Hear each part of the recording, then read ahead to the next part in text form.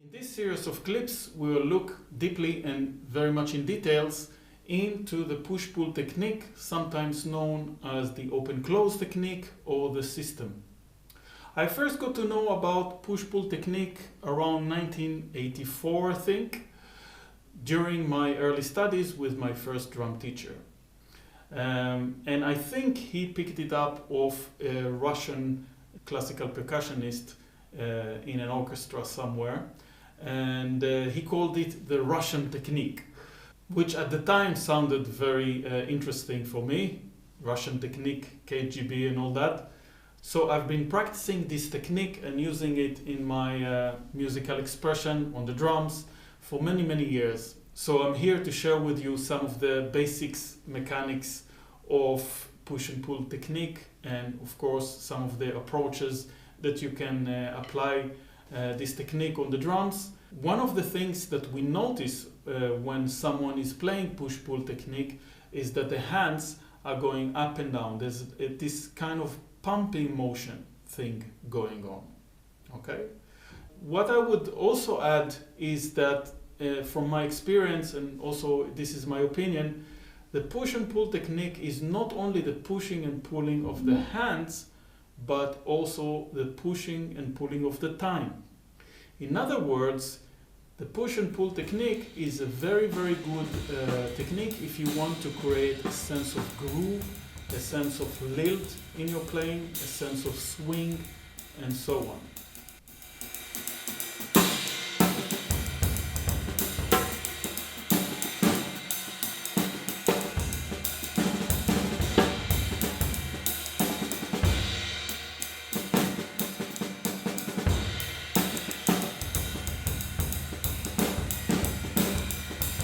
The push and pull technique usually involves the fingers and a little bit of the wrist as well.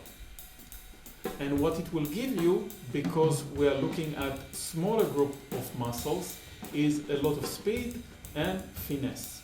Of course, this applies very much if you are a jazz drummer, but also if you are a heavier drummer, like you play rock or fusion and so on, looking for a little bit more finesse and speed in your playing, the push-pull technique would be a great icing on the cake, so to speak, giving you a little bit more depth and finesse to your playing. Now, there is a lot of talk in the drummers community about this motion opening and closing of the hand. Okay? And we know that the hand in this position, the fingers are open. And if I go to this position, the finger draw to a close.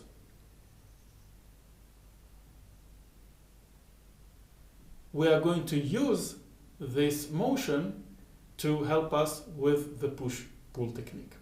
But before we do that, we have to differentiate between three main categories of stick holding in drumming: French grip, German grip, and traditional grip. Now I will try to demonstrate how the French, German and traditional works in push-pull. In German grip,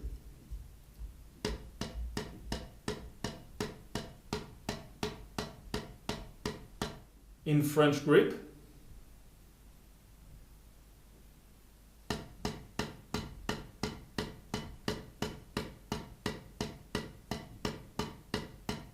in traditional grip,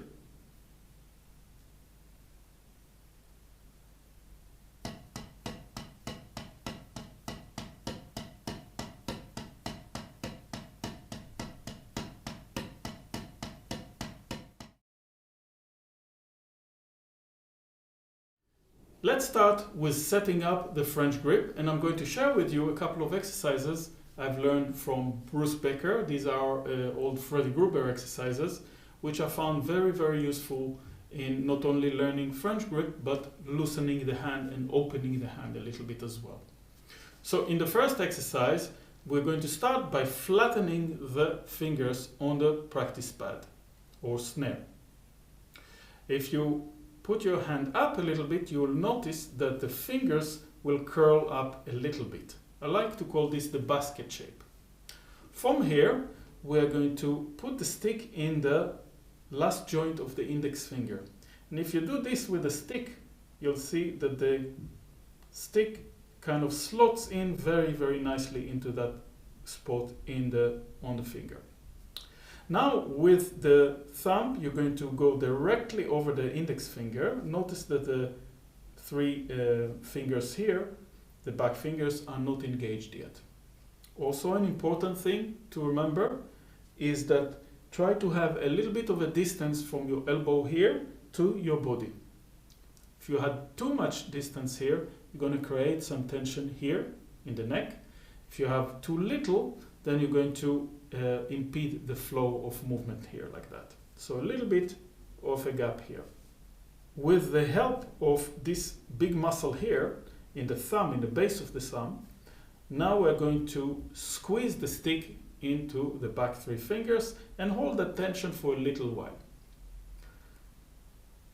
From there, we're just going to release the pinch from the thumb and index finger and get this.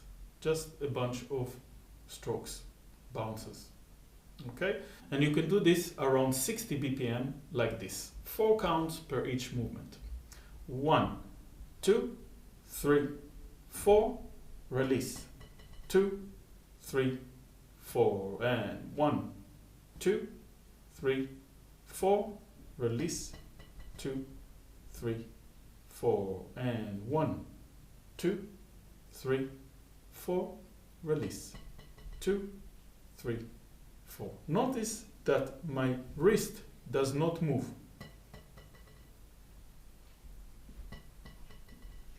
Of course, you do this in the other hand as well. The second exercise is called the strike, and we are starting from the same position, only here we actually are going to make a strike like this.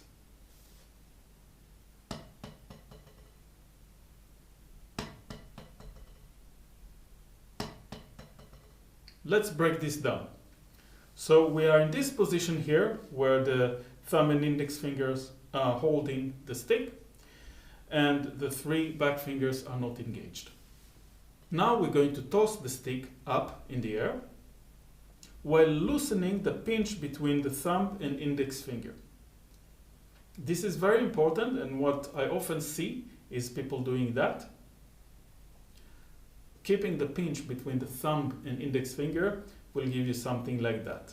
So we want to loosen that pinch so the tip of the stick kind of stays down as much as possible. So in slow motion, we are tossing the stick in the air while loosening the pinch here. Now, when the hand comes back to the ground, the stick will get closer and closer to the back 3 fingers until just before the impact, it will meet the back 3 fingers. Now, on impact, we're going to leave the back 3 fingers on the stick, and they are going to just accept the bounces of the stick. Not in any way impede the flow or generate strokes. And you can do this exercise to a count of 4 around 70 or 80 BPM. The up stroke is on beat 4 and the actual stroke is on beat 1. And 1, 2, 3, and 2, 2, 3, and 1, 2, 3, and 2, 2, 3.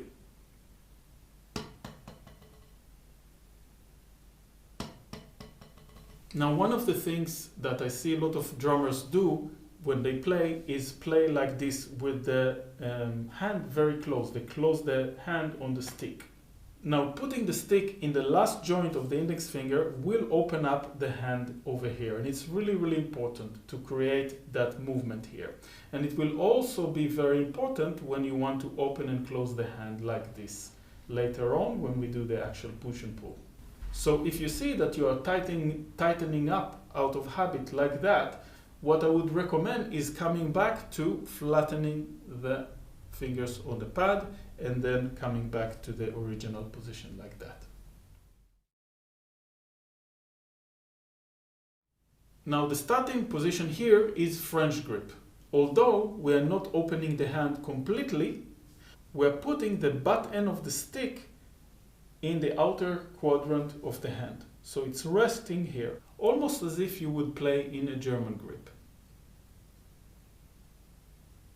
From here, with the help of the arm here, we're just going to lower the stick to the pad and get in this position, which is 90 degrees. Now notice here that I'm getting into a position, that French grip position here. That was the reason why it is important to do the previous exercises.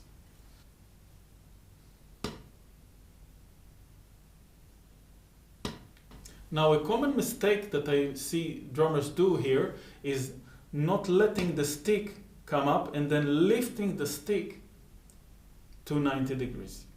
So you got to kind of stay out of the way of the stick and let that stick rise up to 90 degrees. Also important to note that there is contact with all fingers at all times here. And this is really, really important. Even the little finger is on the stick. It's not holding the stick, but it is on the stick. So there are 3 movements here. 1, 2, and up. 1, 2, and up.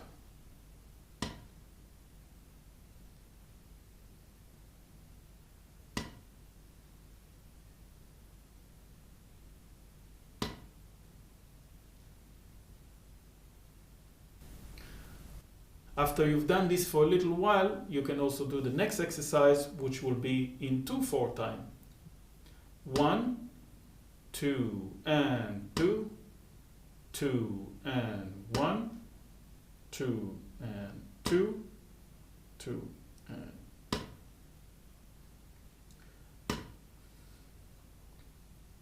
And remember, it's all about letting that stick come up to this position, 90-degree position. The next step will be to make the actual pull stroke as well. And you can do this the same way in 3/4 time. 1, 2, 3. 1, 2, 3. 1, 2, 3. 1, 2, 3. And also in 2/4 time. 1, 2, and 2, 2, and 1, 2, and 2, 2.